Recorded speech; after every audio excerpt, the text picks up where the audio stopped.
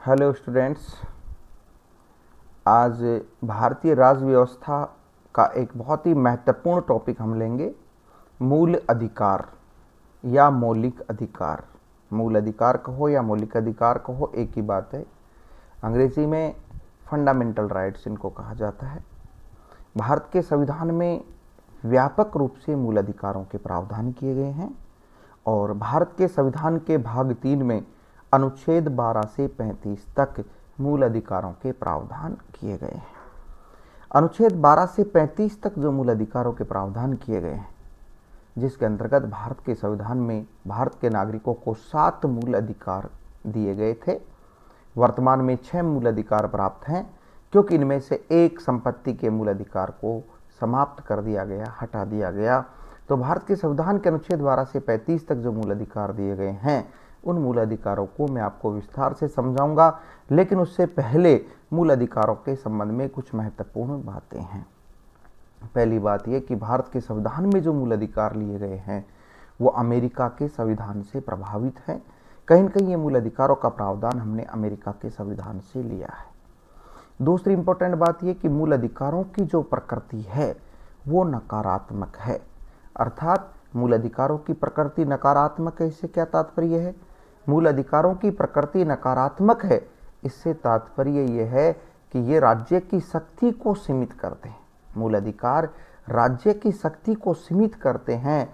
मूल अधिकार हमें राज्य के विरुद्ध या शासन के विरुद्ध या सरकार के विरुद्ध भी प्राप्त होते हैं, नागरिकों को मूल अधिकार। दूसरी महत्वपूर्ण बात यह कि मूल अधिकार वाद योग्य हैं। मूल अधिकार वाद योग्य हैं। संविधान इनकी रक्षा की गारंटी देता है, अर्थात मूल अधिकारों का हनन होने पर हम अपने मूल अधिकारों की रक्षा के लिए सर्वोच्च न्यायालय जा सकते हैं, उच्च न्यायालय जा सकते हैं, और सर्वोच्च एवं उच्च न्यायालय हमारे मूल अधिकारों की रक्षा करते हैं।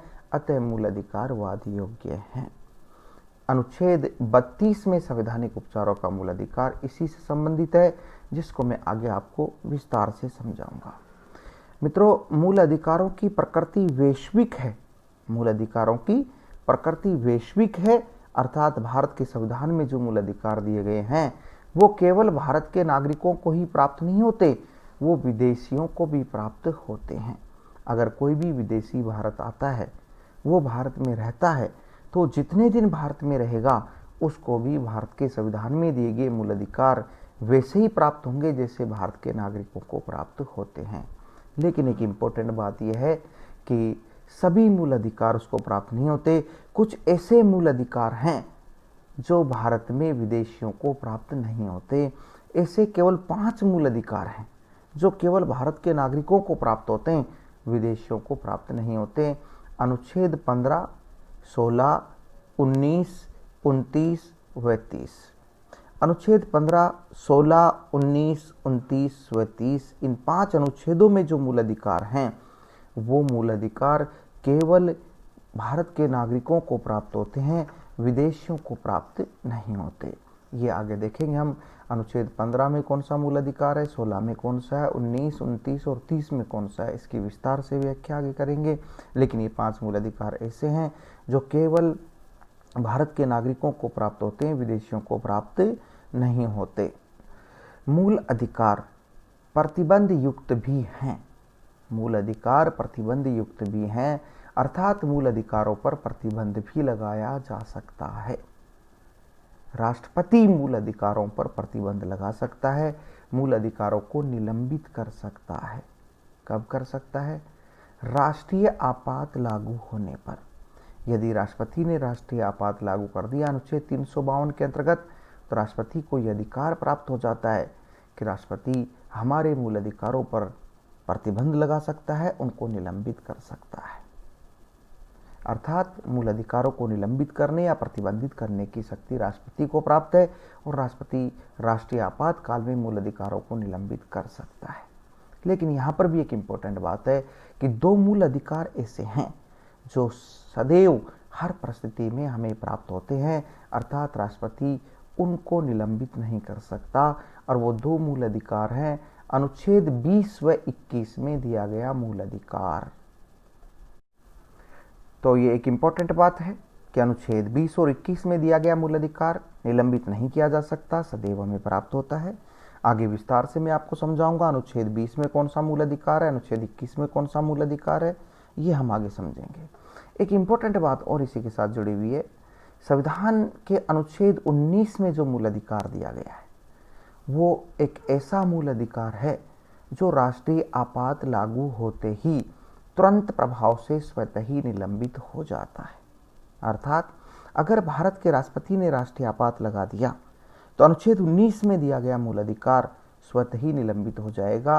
वो जिस तारीख को राष्ट्रीय आपात लगेगा उस तारीख से लेकर जब तक राष्ट्रीय आपात रहेगा तब तक वो हमें प्राप्त नहीं होता, अर्थात मूल अधिकार के रूप में प्राप्त नहीं होता यह, तो वो निलंबित स्वतः हो जाता है।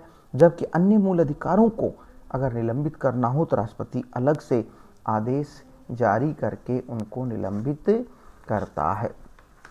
ठीक है। अब जैसा कि मैंने आपको पहले बताया कि संविधान में मूल रूप से 7 मूल अधिकार नागरिकों को दिए गए थे, लेकिन वर्तमान में 6 मूल अधिकार प्राप्त हैं, क्योंकि इनमें से एक संपत्ति के मूल अधिकार को समाप्त कर दिया गया है। संपत्ति के मूल अधिकार को समाप्त कर दिया गया। आगे मैं आपको बताऊंगा कि संपत्ति के मूल अधिकार को कब, किस संशोधन के द्वारा और क्यों समाप्त किया गया, इसकी चर्चा विस्तार से करेंगे। मूल अधिकारों की बात करें तो मूल अधिकारों को संविधान के निर्माता डॉक्टर भीमराव अंबेडकर ने संविधान की आत्मा कहा है, संविधान की कुंजी कहा है मूल अधिकारों को। वैसे तो डॉक्टर अंबेडकर ने विशेषतः संवैधानिक उपचारों के मूल अधिकार अनुच्छेद 32 के संदर्भ में ये बात कही है, लेकिन इसको कभी कभी क्वेश्चन पूछ लिया जाता है और पूरे मूल अधिकारों पर इसको अप्लाई कर दिया जाता है। अर्थात क्वेश्चन ये पूछा जाता है कि संवैधानिक उपचारों के मूल अधिकार को किसने संविधान की आत्मा या कुंजी कहा। आंसर आता है डॉक्टर भीमराव अंबेडकर। लेकिन कभी कभी सीधा ये पूछ लिया जाता है कि मूल अधिकारों को किसने संविधान की आत्मा कहा, कुंजी कहा, तो इसमें भी आंसर डॉक्टर भीमराव अंबेडकर ही आएगा। अब जैसा कि मैंने आपको बताया कि भारत के संविधान के भाग 3 में अनुच्छेद 12 से 35 तक मूल अधिकारों के प्रावधान किए गए हैं। अनुच्छेद 12 से 35 तक। लेकिन मूल अधिकारों की शुरुआत होती है अनुच्छेद 14 से। पहला मूल अधिकार समानता का मूल अधिकार अनुच्छेद 14 से लेकर 18 तक दिया गया। तो पहला मूल अधिकार हम समानता का मूल अधिकार लेंगे, अनुच्छेद 14 से 18 तक उसको पढ़ेंगे। लेकिन इससे पहले हम ये देखते हैं कि अनुच्छेद 12 और 13 में क्या है, क्योंकि मूल अधिकारों के भाग की शुरुआत अनुच्छेद 12 से हो जाती है। अनुच्छेद 12 और 13 में क्या है, पहले हम ये देखेंगे। तो संविधान के अनुच्छेद 12 में राज्य की परिभाषा दी गई है। राज्य को परिभाषित किया गया है कि राज्य क्या होगा, राज्य क्या होगा, राज्य की परिभाषा दी गई है। तथा केंद्र, राज्य एवं स्थानीय सरकार तीनों को राज्य में शामिल किया गया है। अनुच्छेद 12 में राज्य को परिभाषित करते हुए ये कहा गया कि केंद्र की सरकार, राज्य की सरकार, स्थानीय सरकार राज्य में शामिल होंगी, इनसे मिलकर राज्य बनेगा। ऐसी कोई भी संस्था या निकाय जिसमें सरकार की 1% भी हिस्सेदारी हो, ऐसी कोई भी संस्था या निकाय जिसमें सरकार की 1% भी हिस्सेदारी हो, उसको भी राज्य माना जाता है। जैसे BSNL है, भारत संचार निगम लिमिटेड, जैसे भेल है, भेल भारत हेवी इलेक्ट्रिक लिमिटेड, जैसे विश्वविद्यालय हैं। ये ऐसी संस्थाएं हैं जिनमें सरकार की भागीदारी होती है, तो इनको भी राज्य में शामिल किया जाता है, ये भी राज्य माने जाते हैं। नेक्स्ट इंपॉर्टेंट बात है अनुच्छेद 13 में। संविधान का अनुच्छेद 13 क्या प्रावधान करता है, ये भी हमको देखना है। तो संविधान के अनुच्छेद 13 में ये प्रावधान है कि मूल अधिकारों को संशोधित किया जा सकता है। 13 में मूल अधिकारों में संशोधन किया जा सकता है या नहीं, इसे लेकर अनुच्छेद 13 में किए गए प्रावधानों को 2 भागों में बांटा जाता है। मूल अधिकारों को संशोधित किया जा सकता है या नहीं किया जा सकता, ये प्रावधान अनुच्छेद 13 में है। और मूल अधिकारों को संशोधित किया जा सकता, नहीं किया जा सकता, इसे लेकर 2 भागों में इसको बांटा गया है अनुच्छेद 13 को। जैसे पहला असंशोधनीय और दूसरा संशोधनीय। अर्थात किन अनुच्छेदों में संशोधन किया जा सकता, दो भाग हैं, संशोधनीय, असंशोधनीय। संशोधनीय क्या है और असंशोधनीय क्या है? तो हम सबसे पहले असंशोधनीय की बात करते हैं। ये प्रावधान किया गया कि अनुच्छेद 13(1), 13(2) और 13(3) असंशोधनीय हैं। अनुच्छेद 13(1), 13(2), 13(3) असंशोधनीय हैं, अर्थात इनमें संशोधन नहीं किया जा सकता, जबकि अनुच्छेद 13(4) संशोधनीय है। 13(4) संशोधनीय है। तो अनुच्छेद 13(1) असंशोधनीय है, 13(2) भी असंशोधनीय है, 13(3) भी असंशोधनीय है, 13(4) संशोधनीय है। अनुच्छेद 13(1) में क्या प्रावधान है? अनुच्छेद 13(1) की हम बात करें, अनुच्छेद 13(1) में क्या प्रावधान है? अनुच्छेद 13(1) ये प्रावधान करता है कि संविधान के लागू होने से पूर्व की विधि या कानून जो मूल अधिकारों का अतिक्रमण करते हैं वह स्वतः ही शून्य या अवैध मानी जाएंगी। वह स्वतः ही शून्य या अवैध मानी जाएंगी। अर्थात अनुच्छेद 13 यह प्रावधान करता है कि ऐसी कोई भी विधि या कानून जो संविधान लागू होने से पहले लागू थी, प्रचलन में थी, अगर वो संविधान मौलिक अधिकारों के विरुद्ध हैं, अगर वो मौलिक अधिकारों का हनन करती हैं, तो वो स्वतः ही समाप्त मानी जाएंगी। इसे आच्छादन का सिद्धांत कहते हैं, इक्लिप्स थ्योरी। इक्लिप्स थ्योरी, आच्छादन का सिद्धांत। ऐसा कोई भी विधि या कानून है जो मूल अधिकारों से पहले प्रचलित है, मूल अधिकारों पर आच्छादित होता है, अर्थात आच्छादित होने का मतलब उनको नियंत्रित करता है, उनको सीमित करता है, उनका हनन करता है, तो ऐसा प्रावधान स्वतः ही समाप्त हो जाएगा या माना जाएगा। अर्थात ऐसी कोई भी विधि या कानून प्रचलन में नहीं रह सकता, लागू नहीं रह सकता, जो मूल अधिकारों का उल्लंघन करता है। ये बात अनुच्छेद 13(1) में। अब हम आते हैं अनुच्छेद 13(2) पर। अनुच्छेद 13(2) में क्या प्रावधान है? अनुच्छेद 13(2) में प्रावधान है, कार्यपालिका या विधायिका के द्वारा पारित कानून मूल अधिकारों का अतिक्रमण करता है तो वह भी शून्य या अवैध माना जाएगा। अनुच्छेद 13(2) प्रावधान करता है कि कार्यपालिका ने यदि कोई कानून बनाया, विधायिका ने यदि कोई कानून बनाया और वो मूल अधिकारों का अतिक्रमण करता है तो वो कानून स्वतः ही शून्य माना जाता है। जैसा फॉर एग्जाम्पल 25वां संशोधन अधिनियम 1971 में पारित हुआ। इसके प्रावधानों को केशवानंद भारती विवाद में इसी आधार पर अवैध घोषित किया गया। 25वें संशोधन के प्रावधानों को केशवानंद भारती बनाम केरल राज्य विवाद 1973 के निर्णय में अवैध घोषित किया गया। क्यों अवैध घोषित किया गया? क्योंकि वो मूल अधिकारों को शून्य करता था, वो मूल अधिकारों का अतिक्रमण करता था, इसलिए। अब हम आते हैं 13(3) पर। अनुच्छेद 13(3) में क्या प्रावधान है? कोई भी आदेश या अध्यादेश या सर्वोच्च न्यायालय की डिक्री भी मूल अधिकारों का अतिक्रमण करती है तो वो भी स्वतः ही समाप्त मानी जाएगी।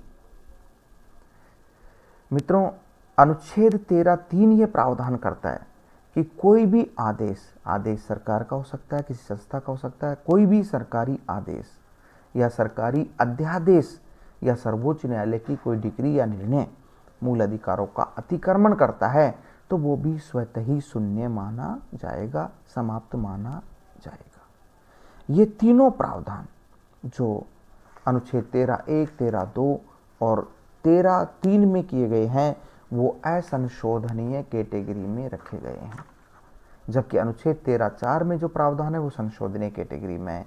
ये बहुत महत्वपूर्ण है। अनुच्छेद 13(4) क्या प्रावधान करता है? अनुच्छेद 13(4) ये प्रावधान करता है कि अनुच्छेद 368 के अंतर्गत संसद मूल अधिकारों में संशोधन कर सकती है। मूल अधिकारों में संशोधन किया जा सकता है, मूल अधिकारों में संशोधन किया जाएगा। अनुच्छेद 368 में संविधान में संशोधन की जो प्रक्रिया दी गई है उस प्रक्रिया के अंतर्गत भारत के संविधान के मूल अधिकारों में संशोधन किया जा सकता है या किया जाएगा संसद के द्वारा, स्पष्ट है। लेकिन एक खास बात, केशवानंद भारती विवाद 1971 में सर्वोच्च न्यायालय ने निर्णय दिया, संविधान के मूल ढांचे की अवधारणा दी, तो संविधान के मूल ढांचे में अगर मूल अधिकार आते हैं, संविधान के मूल ढांचे की अवधारणा दी और मूल अधिकारों को मूल ढांचे में रखा गया। इसका सीधा सीधा मतलब यह हुआ कि संविधान में जो मूल अधिकार हमें दिए गए हैं वो संविधान का मूल ढांचा है। अनुच्छेद 368 के अंतर्गत या अनुच्छेद 368 में दी गई प्रक्रिया के अंतर्गत संसद संविधान में संशोधन या परिवर्तन तो कर सकती है, लेकिन संसद मूल अधिकारों में ऐसा कोई परिवर्तन या संशोधन नहीं कर सकती जो मूल अधिकारों को नुकसान पहुंचाता हो, उनका हनन करता हो, मूल ढांचे को नुकसान पहुंचाता हो। ये प्रावधान, ये निर्णय केशवानंद भारती बनाम केरल राज्य विवाद में सर्वोच्च न्यायालय ने दिया था।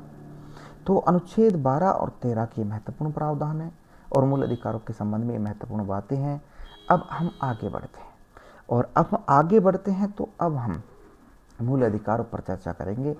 जैसा कि मैंने आपको पूर्व में बताया कि भारत के संविधान में 7 मूल अधिकार दिए गए हैं। हालांकि संपत्ति के मूल अधिकार को समाप्त कर दिया गया है, लेकिन उसकी भी चर्चा करना यहाँ जरूरी है कि वो मूल अधिकार किस अनुच्छेद में था, क्या था और उसको समाप्त क्यों किया गया। अतः हम इस दृष्टि से 7 मूल अधिकारों की व्यापक चर्चा करेंगे। इसमें सबसे पहले हम लेते हैं समानता का मूल अधिकार। समानता का मूल अधिकार अनुच्छेद 14 से 18 तक। भारत के संविधान में समानता का जो मूल अधिकार दिया गया है वो अनुच्छेद 14 से 18 तक दिया गया है। इसमें कुल 5 अनुच्छेद हैं, अनुच्छेद 14, 15, 16, 17, 18। प्रतियोगिता परीक्षाओं में, आपकी बीएमए की परीक्षाओं में भी इन अनुच्छेदों से क्वेश्चन पूछे जाते हैं कि समानता का कौन सा मूल अधिकार किस अनुच्छेद में दिया गया है। देखिए, सबसे पहले हम अनुच्छेद 14 की बात करते हैं जो बहुत महत्वपूर्ण है। संविधान के अनुच्छेद 14 में विधि के समक्ष समानता की बात की गई है। विधि के समक्ष समानता या कानून के समक्ष समानता, इक्वलिटी बिफोर लॉ। विधि के समक्ष समानता या कानून के समक्ष समानता की बात की गई है। इसको अगर व्यापक रूप से समझें तो विधि के समक्ष समानता या कानून के समक्ष समानता की जो अवधारणा है उसको 2 भागों में बांटा जाता है। उसको 2 भागों में बांटा जाता है। एक तो विधि के समक्ष समानता और एक विधि का समान संरक्षण। विधि के समक्ष समानता और एक विधि का समान संरक्षण, इन दोनों बातों को हमको समझना पड़ेगा।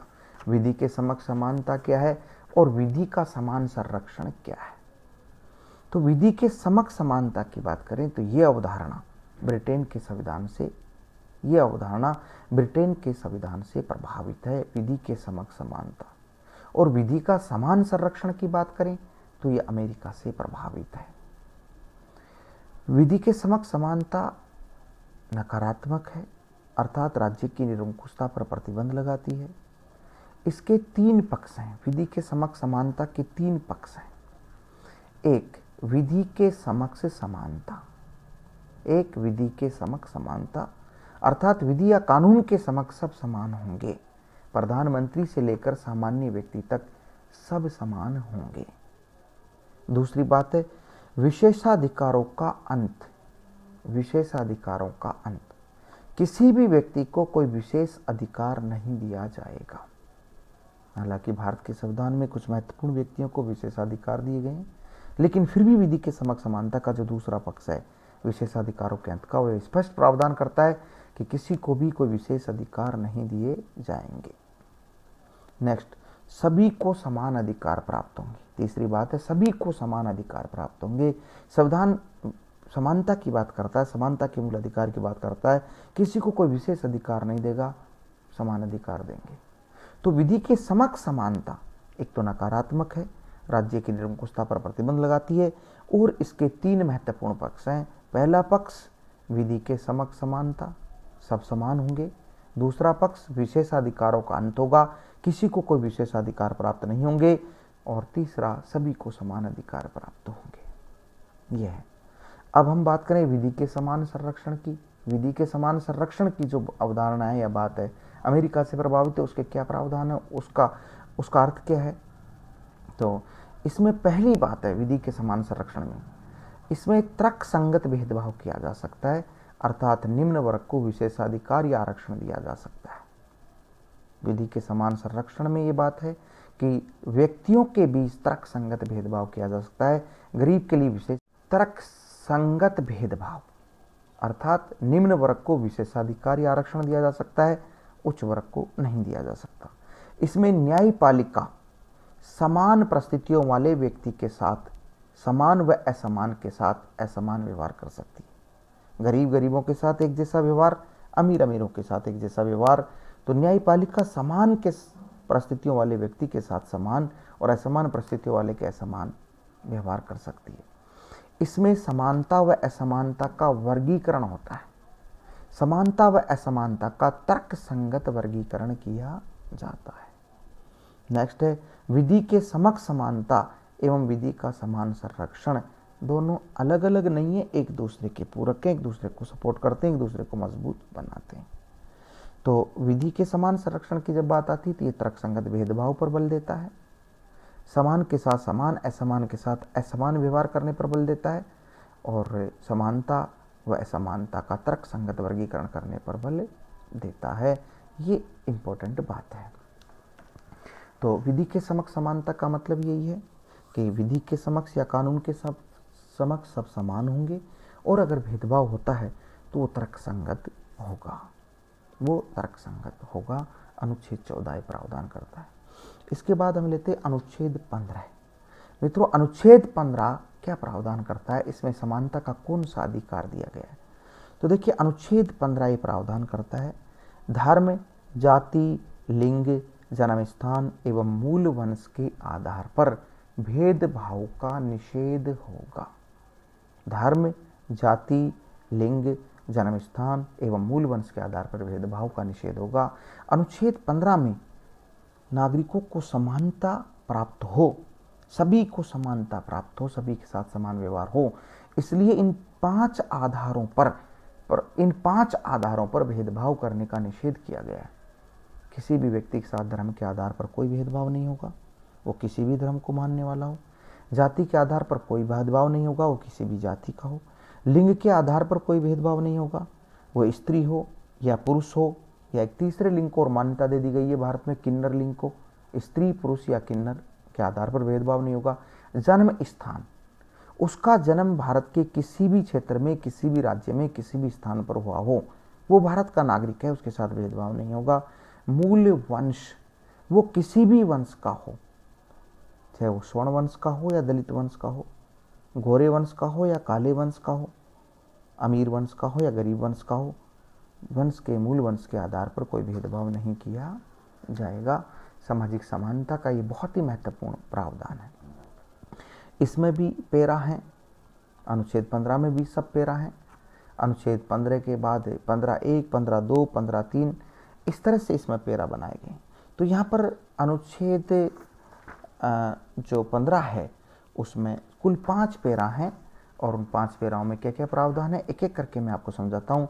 जैसे संविधान का अनुच्छेद 15(1) ये प्रावधान करता है कि राज्य धर्म, जाति, लिंग व क्षेत्र के आधार पर भेदभाव नहीं करेगा। अनुच्छेद 15(1) में राज्य को निर्देश दिया गया है, राज्य के लिए प्रावधान किया गया है कि राज्य अपने नागरिकों में धर्म के आधार पर, जाति के आधार पर, लिंग के आधार पर, क्षेत्र के आधार पर कोई भेदभाव नहीं करेगा। राज्य के द्वारा भेदभाव करने का निषेध किया गया अनुच्छेद 15(1) में। अनुच्छेद 15(2) की हम बात करें तो अनुच्छेद 15(2) क्या प्रावधान करता है? अनुच्छेद 15(2) में प्रावधान है कि व्यक्ति धर्म, जाति, लिंग, क्षेत्र के आधार पर सार्वजनिक स्थानों एवं सेवाओं में भेदभाव नहीं करेगा। अनुच्छेद 15(2) हमें निर्देश देता है, व्यक्तियों को निर्देश देता है कि राज्य भेदभाव नहीं करेगा, ये तो ठीक है, लेकिन व्यक्ति भी एक दूसरे के साथ भेदभाव नहीं करेगा। कोई भी व्यक्ति किसी दूसरे व्यक्ति के साथ धर्म, जाति, लिंग, क्षेत्र के आधार पर सार्वजनिक स्थानों एवं सेवाओं में कोई भेदभाव नहीं करेगा। ये प्रावधान अनुच्छेद 15(2) में किया गया। अब हम देखते हैं अनुच्छेद 15(3). अनुच्छेद 15(3) में ये प्रावधान है कि महिलाओं एवं बालकों के साथ किसी भी प्रकार का भेदभाव नहीं होगा। अनुच्छेद 15(3) महिलाओं एवं बालकों के साथ भेदभाव करने का निषेध करता है कि महिलाओं एवं बालकों के बीच के साथ किसी प्रकार का कोई भेदभाव नहीं किया जाएगा। अनुच्छेद 15(4) में क्या प्रावधान है देखिए, तो अनुच्छेद 15(4) सरकारी शिक्षण संस्थाओं में सामाजिक एवं शैक्षणिक दृष्टि अनुच्छेद 15(4) ये प्रावधान करता है कि सरकारी शिक्षण संस्थाओं में सामाजिक एवं शैक्षणिक दृष्टि से पिछड़े वर्गों के लिए विशेष प्रावधान होंगे। मित्रों, अनुच्छेद 15(4) बहुत इंपॉर्टेंट है। अनुच्छेद 15(4) ये प्रावधान करता है कि सरकारी शिक्षण संस्थाओं में सामाजिक और शैक्षणिक दृष्टि से जो पिछड़े बालक हैं या पिछड़े वर्ग के बालक हैं, उनके लिए विशेष प्रावधान किए जाएंगे। सभी को समानता होगी, समानता का मूल अधिकार प्राप्त होगा। लेकिन ये तर्कसंगत समानता की बात करता है अनुच्छेद 15(4). और तर्कसंगत समानता का मतलब है समान के साथ समान, असमान के साथ असमान बर्ताव। तो सरकारी शिक्षण संस्थाओं में सभी वर्गों के बालक पढ़ने आते हैं, अमीर और गरीब के, अगड़े और पिछड़े के। तो ये प्रावधान किया गया है कि सरकारी शिक्षण संस्थाओं में सामाजिक एवं शैक्षणिक दृष्टि से पिछड़े वर्गों के लिए विशेष प्रावधान होंगे, सरकार करेगी। अनुच्छेद 15(5) ये प्रावधान करता है कि निजी शिक्षण संस्थाओं में सामाजिक एवं शैक्षणिक रूप से पिछड़े वर्गों को विशेष छूट प्राप्त होगी। ये भी प्रावधान सेम वैसा ही है जैसा अनुच्छेद 15(4) में। अनुच्छेद 15(4) सरकारी शिक्षण संस्थाओं पर लागू होता है, अनुच्छेद 15(4) निजी शिक्षण संस्थाओं पर लागू होता है कि निजी शिक्षण संस्थाओं में भी सामाजिक एवं शैक्षणिक दृष्टि से पिछड़े वर्गों के लिए या बालकों के लिए विशेष प्रावधान होंगे, विशेष सुविधाएं, छूट दी जाएगी। ये प्रावधान करता है। तो अनुच्छेद 15 में समानता के मूल अधिकार के अंतर्गत ये 5 पैरा हैं, ये 5 प्रकार की समानताओं के मूल अधिकार हैं। अब हम आते हैं अनुच्छेद 16 में। अनुच्छेद 16 एक इम्पोर्टेंट अनुच्छेद है। अनुच्छेद 16 में जो मूल अधिकार है वह है लोक नियोजन में अवसर की समानता का मूल अधिकार। लोक नियोजन में अवसर की समानता होगी। सबसे पहले तो आप लोक नियोजन को समझ लें। लोक नियोजन का मतलब है सरकारी नियोजन। सरकारी नियोजन, लोक का मतलब यहाँ सरकार से है, जनता से नहीं है। लोक का मतलब सरकारी, नियोजन का मतलब रोजगार। सरकारी नौकरियों में सरकार जो नियोजन देगी, सरकार जो नौकरियां देगी, सरकार आपको जो नौकरी देगी उसमें सभी को समान अवसर देगी। अवसर देने में जाति, धर्म, क्षेत्र, लिंग, मूल वंश के आधार पर कोई भेदभाव नहीं होगा। तो लोक नियोजन में अवसर की समानता का प्रावधान अनुच्छेद 16 में किया गया है। लेकिन अनुच्छेद 16 में भी कुछ और प्रावधान किए गए। इसमें भी कई सारे पैरा हैं, 5 पैरा इसमें बनाए गए हैं। अनुच्छेद 16(1), 16(2), 16(3), 16(4), 16(5). इन पांचों को मैं आपको विस्तार से समझाता हूँ। जैसे अनुच्छेद 16(1) में प्रावधान है कि सरकारी नौकरियों में धर्म, जाति, लिंग, वंश के आधार पर भेदभाव नहीं होगा। अनुच्छेद 16(1) की प्रावधान करता है कि राज्य सरकारी नौकरियों में धर्म, जाति, लिंग, वंश के आधार पर कोई भेदभाव नहीं करेगा, सभी के साथ समानता का बर्ताव करेगा राज्य। तो राज्य सरकारी नौकरियों में धर्म, जाति, लिंग, वंश के आधार पर भेदभाव नहीं करेगा। अनुच्छेद 16(2), अनुच्छेद 16(2) में भी यही प्रावधान। अनुच्छेद 16(1) और अनुच्छेद 16(2) लगभग एक जैसे प्रावधान करते हैं कि राज्य के द्वारा सरकारी नौकरियों में किसी भी आधार पर कोई भेदभाव नहीं किया जाएगा। अनुच्छेद 16(3) ये प्रावधान करता है कि लोक नियोजन में या सरकारी नौकरियों में निवास के आधार पर भी कोई भेदभाव नहीं किया जाएगा। किसी भी राज्य का निवासी हो, किसी भी क्षेत्र का निवासी हो, बिना भेदभाव के उसको लोक नियोजन का अवसर दिया जाएगा। अनुच्छेद 16(4) बहुत इंपॉर्टेंट है, आरक्षण से जुड़ा हुआ प्रावधान है। कई बार ये क्वेश्चन आपसे पूछ लिया जाता है विद्यार्थियों कि जब लोक नियोजन में अवसर की समानता है, सभी को समान अवसर है, तो आरक्षण क्यों? इसका जवाब आपको अनुच्छेद 16(4) में मिलता है। आरक्षण के प्रावधान भी कहीं न कहीं इसी अनुच्छेद से जुड़े हुए हैं, मूल अधिकार से जुड़े हुए हैं। अनुच्छेद 16(4) ये प्रावधान करता है कि सामाजिक एवं आर्थिक दृष्टि से पिछड़े वर्गों के लिए सरकारी नौकरियों में विशेष प्रावधान होंगे या किए जा सकेंगे। सामाजिक एवं आर्थिक दृष्टि से पिछड़े वर्गों के लिए सरकारी नौकरियों में विशेष प्रावधान होंगे, विशेष आरक्षण होगा। और SC और ST OBC वर्गों को जो आरक्षण दिया गया है वो इसी आधार पर दिया गया है कि अनुच्छेद 16(4) प्रावधान करता है कि सामाजिक आर्थिक दृष्टि से पिछड़े वर्गों के लिए सरकारी नौकरियों में आरक्षण होगा, विशेष प्रावधान होंगे। अनुच्छेद 16(5) धर्म के आधार पर सरकारी नौकरियों में आरक्षण दिया जा सकता है। अनुच्छेद 16(5), देखिए विशेष अनुच्छेद 16(5) भी एक बहुत महत्वपूर्ण प्रावधान करता है कि धर्म के आधार पर भी सरकारी नौकरियों में आरक्षण दिया जा सकता है। अगर कोई धर्म की बात करता है तो धर्म के आधार पर धार्मिक रूप से सरकारी नौकरियों में आरक्षण देने का प्रावधान किया गया। अब अगला मूल अधिकार लेते हैं हम, अनुच्छेद 17।